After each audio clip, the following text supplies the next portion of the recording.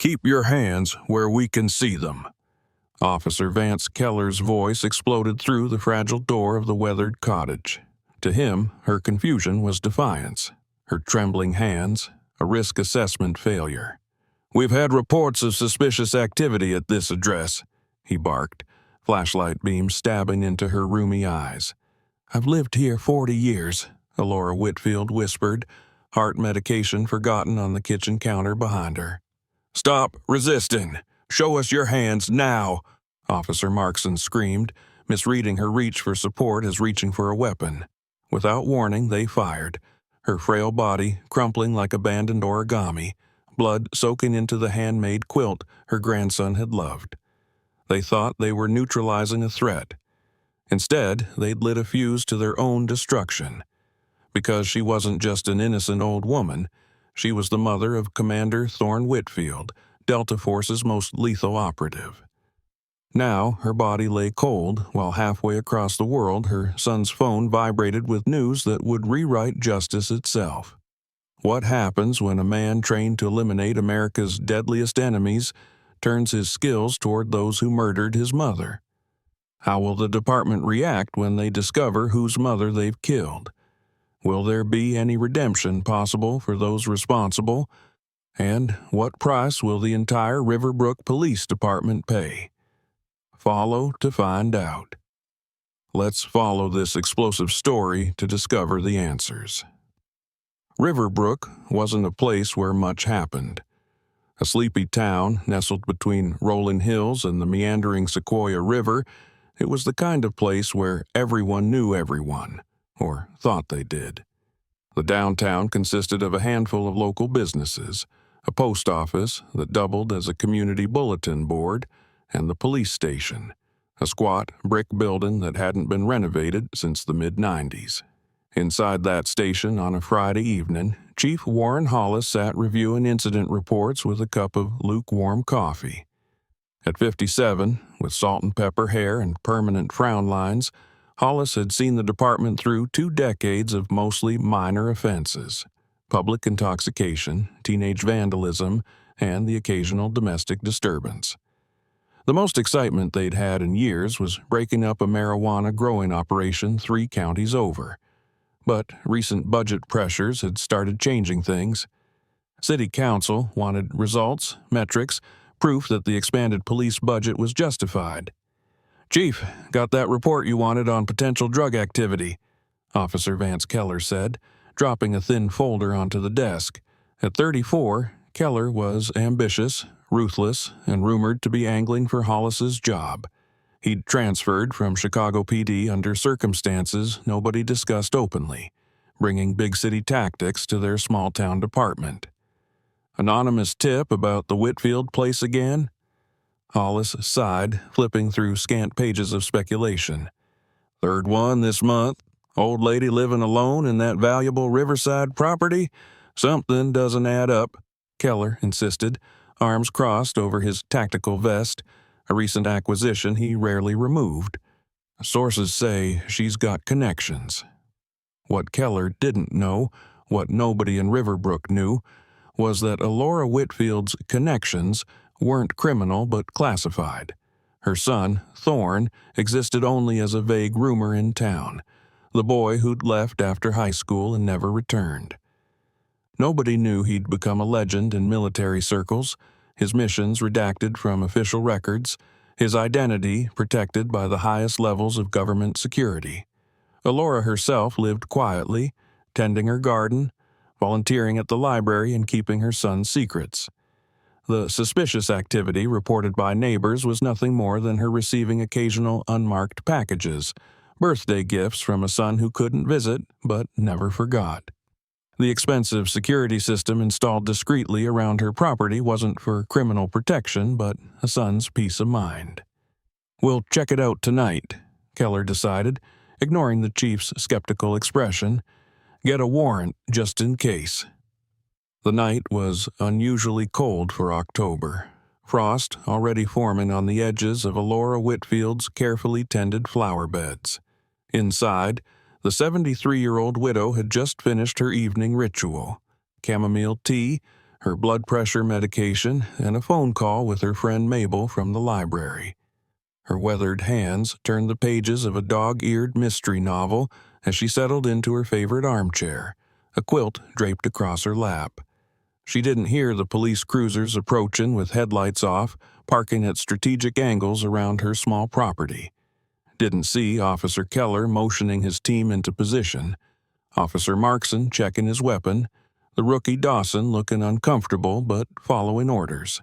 They'd obtained a dubious warrant based on credible anonymous tips, and Keller's insistence that an old woman living alone in such a valuable property must be involved in something illicit. "Remember, subject may be armed," Keller whispered, though there was no evidence suggesting Elora Whitfield had ever owned a weapon. "Use whatever force necessary to secure the scene." The first thunderous pounding on her door sent Elora's heart racing dangerously. Her medication bottle toppled as she stood too quickly, her vision momentarily darkening at the edges. The second round of pounding came with shouts, demands to open up, accusations she couldn't process through her confusion and fear. "Police! Open up now!" When she finally reached the door, trembling and disoriented, the wood splintered inward before she could turn the handle. Flashlight beams blinded her, causing her to raise her arm protectively and step backward. "Keep your hands where we can see them," Officer Keller shouted, misinterpreting her every move. "I'm just," she started, reaching blindly toward the counter for support. "Gun!" Markson yelled, though there was no weapon, only an elderly woman's desperate grasp for stability. 3 shots fired in rapid succession. Elora didn't feel pain, just surprise as her knees buckled. As she collapsed onto the braided rug her late husband had bought for their anniversary, her last thought was of her son, and how he would blame himself for not being there to protect her. Halfway across the world, in an undisclosed location near the Afghanistan-Pakistan border, Commander Thorne Whitfield sat cleaning his rifle after a successful extraction mission. 38 years old, with steel-gray eyes that rarely betrayed emotion, he'd spent nearly 2 decades becoming a phantom, a man whose government would disavow all knowledge of his existence if he were ever captured. His teammates called him Ghost for his uncanny ability to appear and disappear without trace, leaving nothing behind but completed objectives. The satellite phone's vibration was unexpected. Only 3 people had this number: his commanding officer, his handler, and Sheriff Jim Dawkins, his mother's neighbor, and his own childhood friend. The only one who would call at this hour was Dawkins, and that could only mean one thing. "Thorne," Sheriff Dawkins's voice cracked with emotion, "I don't know how to say this. It's about your mother." The words that followed seemed to come from underwater, distorted and impossible. Police raid, mistake, shots fired, dead on arrival. "Who?" Thorne asked, his voice utterly emotionless, the calm that had kept him alive through 100 impossible situations. "Officers Keller and Markson, led by Keller. They had some bullshit warrant based on anonymous tips." As Dawkins continued explaining, Thorne's expression never changed. Only someone who knew him intimately would have noticed the microscopic tightening around his eyes, the almost imperceptible shift in his breathing pattern. "I need 72 hours, he said finally. "Keep the investigation open. Touch nothing at her house." "Thorne, what are you going to—" But the line had already gone dead. Thorne Whitfield moved through his childhood home like the specter his military colleagues had named him for. Every object held memories now weaponized by grief, his mother's reading glasses still on the side table, her gardening gloves hanging by the back door, the blood stain now darkening the rug where she'd fallen. The security system he'd installed had captured everything. High-definition cameras, hidden throughout the property, had recorded every moment of the raid, every shouted command, every false claim, every second of his mother's confusion and fear. Most importantly, they'd captured the clear image of her empty hands as the officers fired. He watched the footage 3 times, his expression unchanging.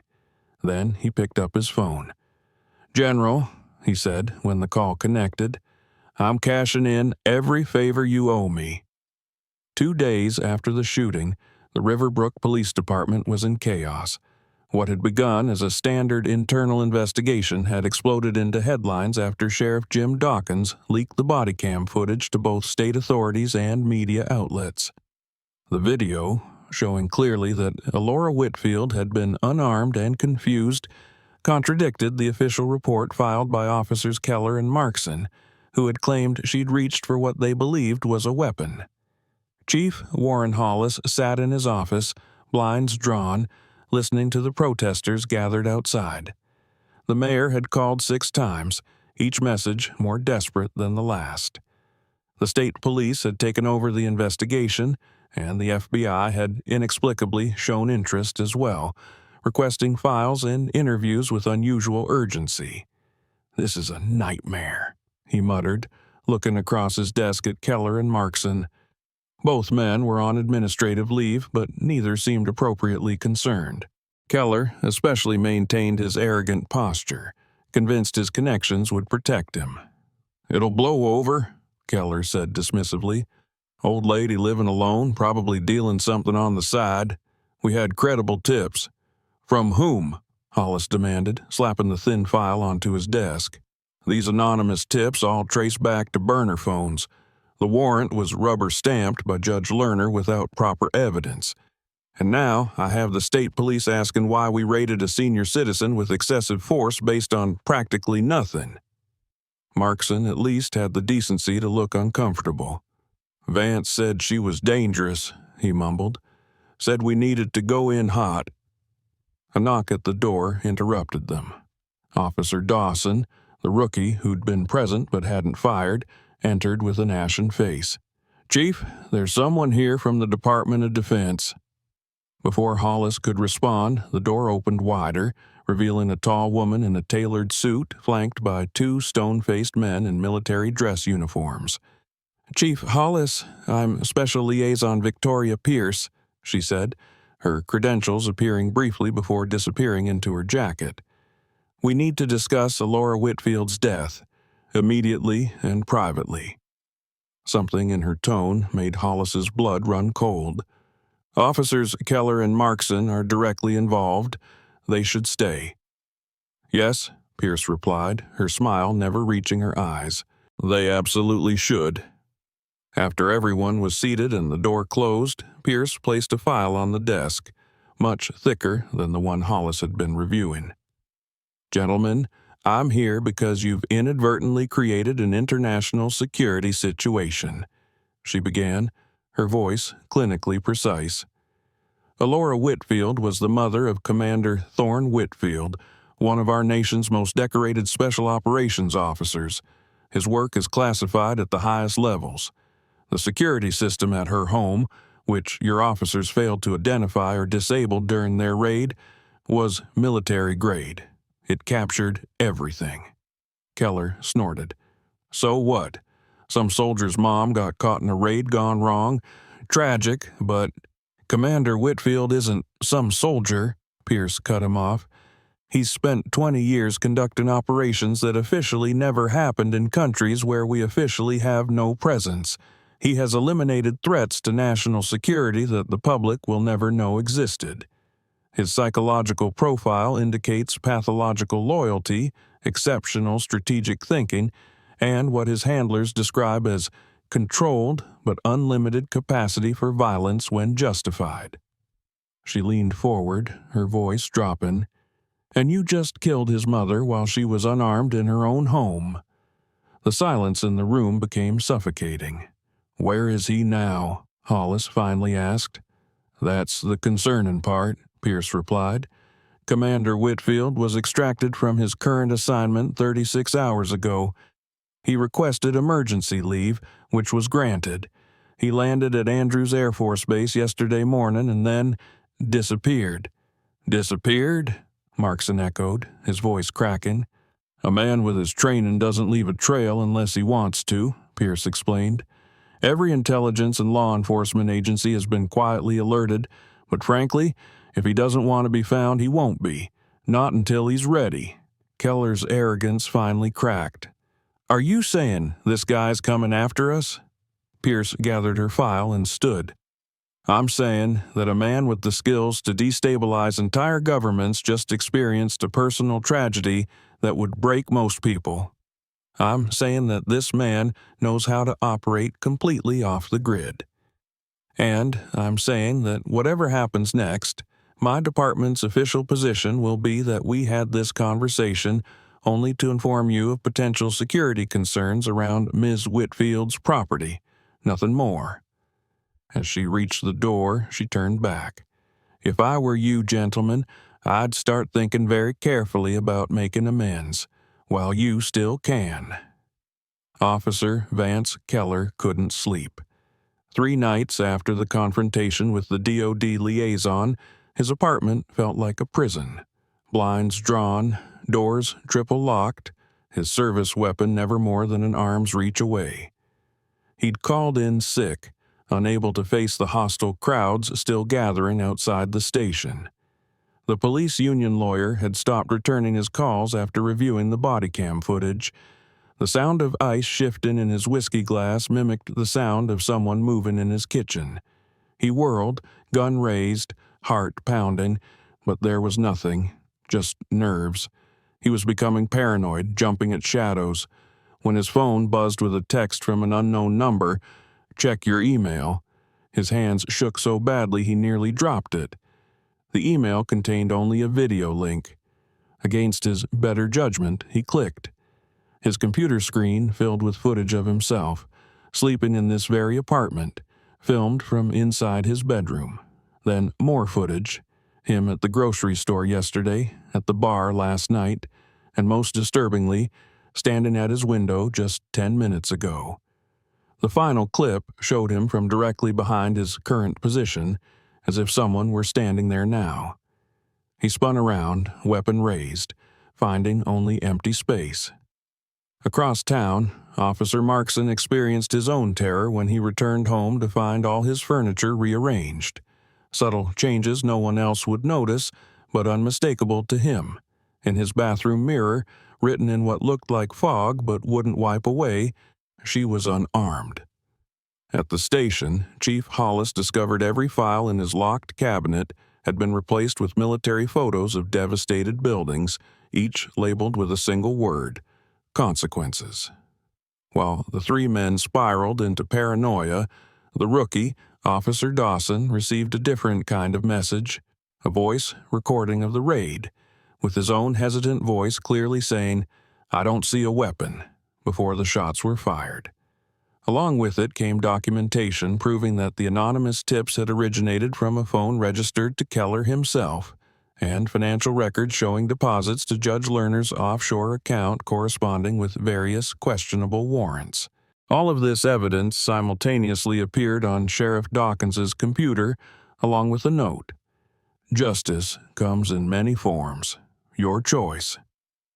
By morning, a terrified Officer Dawson had contacted state investigators, confessing everything: how Keller had manufactured the tips as part of a scheme to seize valuable properties through intimidation, how Judge Lerner had been approving improper warrants for a cut, and how Markson had willingly participated while Hollis turned a blind eye.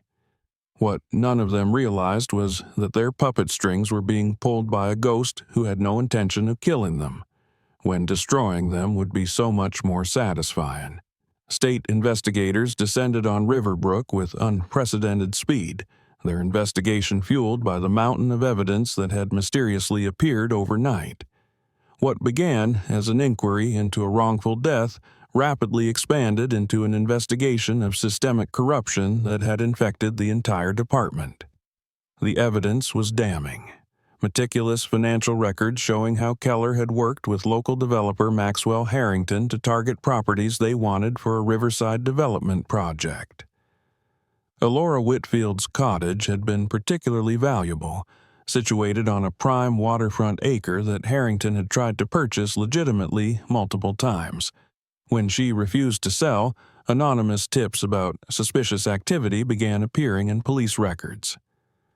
Judge Lerner broke first under questioning, confessing to approving dozens of questionable warrants in exchange for payments laundered through his brother's construction company. His testimony implicated Keller as the architect of the scheme and Markson as his willing enforcer. Chief Hollis's involvement was more subtle, not active participation, but deliberate oversight failures that allowed the corruption to flourish. Meanwhile, Keller grew increasingly unstable. Convinced he was being stalked by an invisible enemy, he barricaded himself in his apartment, sleeping in short bursts with his back to the wall. Every unexplained sound, every flicker of shadow sent him into panic. Twice he'd fired at what he thought was an intruder, only to find nothing. On the fifth night after Elora's death, Keller's security system triggered at 3 a.m. Surveillance footage showed nothing but the front door stood ajar despite multiple locks. On his kitchen table sat his own police badge, bent and twisted into an unrecognizable shape by what must have been superhuman strength. That same night, Markson woke to find his service weapon disassembled on his nightstand, each piece arranged in precise order, except for the firing pin, which was missing. On his mirror, a new message: choices have consequences.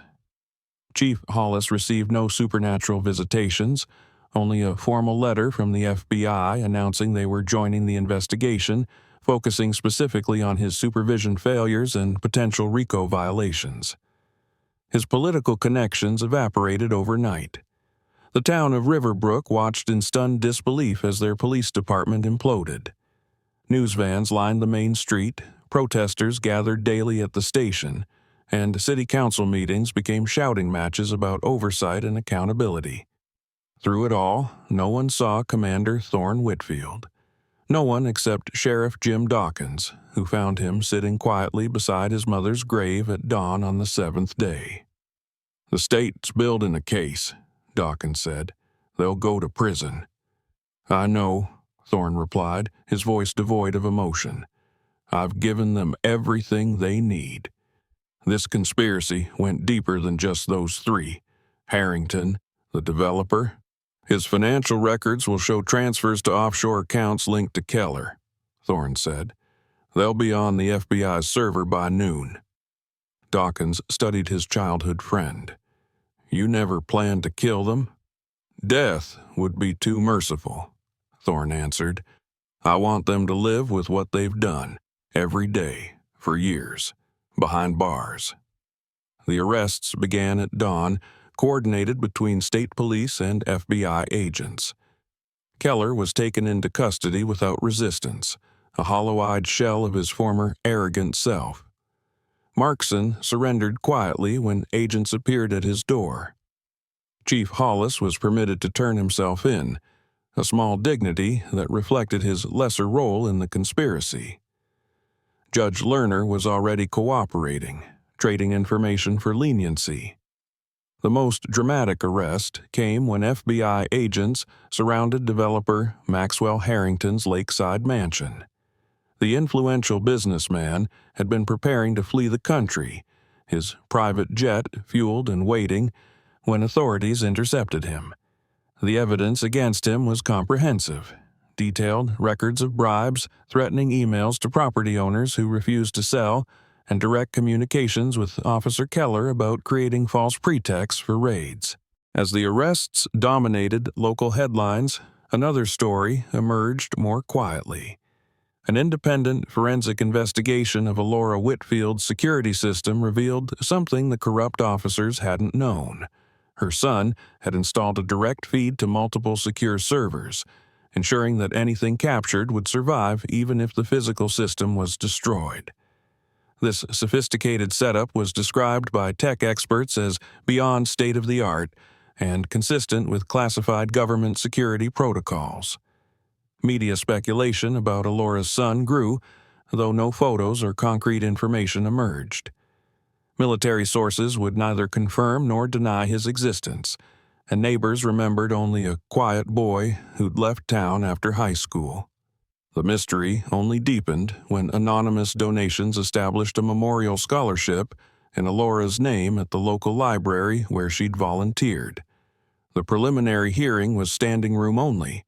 The prosecution presented overwhelming evidence: financial records, text messages, emails, and most damning of all, the security footage showing Elora clearly unarmed as the officers fired. When questioned about the source of some evidence, prosecutors would only say it came from concerned citizens and had been thoroughly authenticated. Plea negotiations began immediately. The prosecutor, recognizing the strength of her case, drove a hard bargain. No deals for Keller or Harrington, the architects of the scheme. Limited leniency for those who cooperated fully. No one walked free. Through it all, Commander Thorne Whitfield watched from a distance. His mother's cottage remained empty, though neighbors reported seeing lights occasionally and fresh flowers appearing on her grave. Sheriff Dawkins maintained the property, telling curious townspeople only that her son wants it kept just as she left it. The one person who'd seen Thorne, a journalist who'd tracked him to a remote diner outside town, described a man whose calm demeanor belied eyes that had seen too much darkness to ever fully return to the light. 8 months after Elora Whitfield's death, justice arrived in the form of a federal judge's gavel. The courtroom was silent as sentences were pronounced: 14 years for Keller on charges of civil rights violations, conspiracy, corruption, and involuntary manslaughter; 12 for Markson, 18 for Harrington, whose financial crimes added to his sentence; 8 for Judge Lerner despite his cooperation, and 5 for Chief Hollis, whose primary crime had been willful blindness and failure to supervise. As bailiffs led the convicted men away, a tall figure slipped out from the back row of the gallery, unnoticed by all except Sheriff Dawkins. The two men met briefly outside the courthouse, away from cameras and curious onlookers. "Is it enough?" Dawkins asked, studying his friend's impassive face. Thorne considered the question. "It's what the system allows," he finally said. "Mom believed in that system, even with its flaws." "She'd be proud of how you handled this," Dawkins said. "No bloodshed, no revenge killings, just justice through the courts." A ghost of a smile crossed Thorne's face. "Revenge would have been easier. This way was harder, but better." What Thorne didn't share was how close he'd come to a darker path. How in those first days after his mother's death, he'd lain in wait outside Keller's apartment, knife in hand, calculating exactly how to make the man suffer before dying. How he'd tracked Markson through his daily routines, identifying a dozen opportunities for an accident that would never be traced back to him. How he'd studied Harrington's security system and found it laughably inadequate against his skills. What had stopped him wasn't fear or lack of opportunity. It was his mother's voice in his memory, her unwavering belief that institutions could be flawed yet fixable, that justice mattered more than vengeance. She'd raised him with those values long before the military had shaped him into a weapon. "I'm leaving town tomorrow," Thorne said. "My team needs me back." Dawkins nodded. Both men knew this might be their final conversation. Thorne's world was one of classified missions and deniable operations, a shadow existence incompatible with maintaining normal relationships. "The cottage?" Dawkins asked. "Keep it maintained. I'll send funds. Maybe someday." Thorne left the thought unfinished. As they parted, Thorne handed Dawkins a small envelope. "If any of them ever apply for parole, make sure the board sees this." Inside was a single photograph: Elora Whitfield at her 73rd birthday, surrounded by books and flowers, her gentle smile radiating the kindness that had defined her life. Written on the back in the precise handwriting, "This is who they killed. Remember her face when deciding their freedom." That night, Commander Thorne Whitfield disappeared from Riverbrook as silently as he'd arrived, leaving behind justice instead of graves, a choice that his mother would have understood perfectly. 5 years passed. Riverbrook transformed in the aftermath of the scandal. A new police chief committed to transparency, community oversight boards with real authority, body cameras that couldn't be disabled. The Riverside development project that had motivated the conspiracy was redesigned as a public park named after Elora Whitfield, her cottage preserved at its center as a branch of the town library. The convicted men served their sentences in federal facilities scattered across the country. Officer Keller, once so arrogant, aged a decade in his first year behind bars.